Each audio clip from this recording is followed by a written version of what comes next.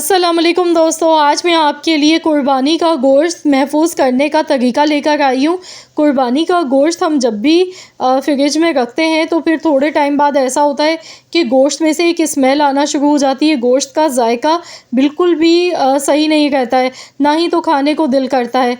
तो आज मैं आप लोगों के साथ परफेक्ट तरीका शेयर करूँगी कि आप कुर्बानी के गोश्त को किस तरीके से महफूज कर सकते हैं कि गोश्त में जो एक स्मेल होती है वो भी इसकी दूर हो जाए, गोश्त की अच्छी तरह से सफाई हो जाए और आप इसे जब भी स्टोर करें तो आप इसे जब भी पकाएं तो आपको बिल्कुल ऐसा ही जायका खाने को मिले जैसे आपने अभी ताज़ा गोश्त ख़रीद के लाए मार्केट से।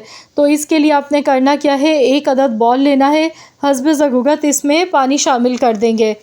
तो यहाँ पर पानी में हमने विनेगर का इस्तेमाल करना है, सफ़ेद सिरका इसमें शामिल करना है। सिरका डालने से ये होता है कि गोश्त के अंदर जितना भी ब्लड होता है वो सारा इसका निकल जाता है। तो गोश्त में अगर खून रह जाता है तो उसकी वजह से गोश्त जल्दी ख़राब हो जाता है, गोश्त की रंगत ख़राब हो जाती है और बहुत जल्दी गोश्त ख़राब होने के चांस होते हैं।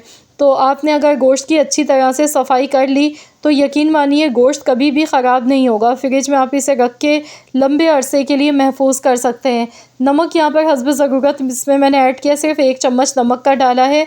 तकरीबन मैंने 2 से 3 बड़े खाने के चम्मच सफ़ेद सिरका इसमें शामिल किया है पानी में। 1 किलो मेरे पास गोश्त है, तो यहाँ पर 1 किलो गोश्त से मैं आपको तरीका बता रही हूँ किस तरीके से आपने इसे साफ़ करना है, किस तरह से आपने वॉश करना है। तो यहाँ पर देखिए मैंने पहले से ही वॉश कर लिया था गोश्त को, लेकिन मैं आपको दिखाऊंगी कि वॉश करने के बाद भी गोश्त में फिर भी उसके बावजूद भी कितना सारा ब्लड लगा रह जाता है। तो यहाँ पर आधे घंटे के लिए हमने इसे छोड़ देना है ऐसे ही पानी में। आधे घंटे तक हम इसी तरह से पानी में रहने देंगे गोश्त को। इससे ये होगा कि गोश्त की बहुत अच्छी तरह से सफाई हो जाएगी, गोश्त के अंदर जितना भी खून वगैरह है वो सारा इसका निकल जाएगा। तो यहाँ पर देखिए टोटल आधा घंटा हो चुका है। अभी से आप देखिए पानी का जो कलर है, देखिए हालांकि मैंने गोश्त को पहले ही वॉश किया हुआ था, उसके बावजूद आप पानी की रंगत चेक करेंगे। देखिए किस किस्म का पानी है, कितना रेड हो गया है, अभी भी गोश्त में से ब्लड निकल कर आ चुका है। तो ये गोश्त की यहाँ पर बहुत अच्छी तरह से सफाई हो चुकी है। अब हम इसे पानी में से निकाल लेंगे। अब आप कोई भी स्ट्रेनर ले सकते हैं, गोश्त को आपने निकाल लेना है। गोश्त में पानी नहीं रहना चाहिए। जब भी आप इसे फ्रीज़ करेंगे तो कोशिश यही करें कुछ देर के लिए आपने इसे स्ट्रेनर में रखना है ताकि गोश्त में जितना भी पानी है ना वो सारा इसका निकल जाए। इसके बाद ही आपने इसे फ्रीज़ करना है। फ्रीज़ करने का तरीका भी आपको बताऊँगी। तो यहाँ पर मैं भी आपको दिखा रही हूँ इसका पानी। ये देखिए गोश्त निकालने के बाद आप पानी की रंगत चेक करें। ये देखें जबकि हमने गोश्त को अच्छी तरह से 3-4 बार पानी से वॉश कर लिया था, उसके बावजूद भी देखिए कितना सारा ब्लड इसमें निकला है।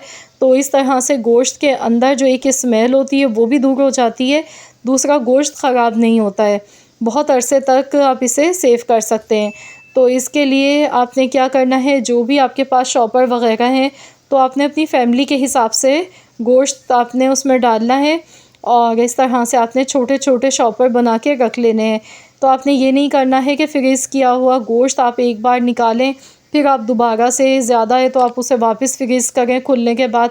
तो एक बार जब हम गोश्त को महफूज कर लेते हैं, एक बार ये फ्रीज़ हो जाता है, जम जाता है, तो कोशिश किया करें कि एक बार में ही उसे इस्तेमाल कर लें, वरना इसमें कुछ वायरस आ जाते हैं जो सेहत के लिए अच्छे नहीं होते हैं। तो जमा हुआ गोश्त आपने एक बार में इस्तेमाल करना है। इसीलिए मैंने आपसे कहा कि आप अपनी फैमिली के हिसाब से आप गोश्त के उतने ही पैकेट बनाएं जितने आप एक बार में गोश्त बनाते हैं। 1 किलो मैंने गोश्त लिया था तो मैंने यहाँ पर 2 पैकेट बना लिए हैं। तो यहाँ पर इस तरीके से आपने इन्हें शॉपर में डाल के और आपने फ्रीज़र में रख देना है। तो यकीन मानिए ये गोश्त आपका बिल्कुल, इसमें स्मेल नहीं आएगी आपको खाने में।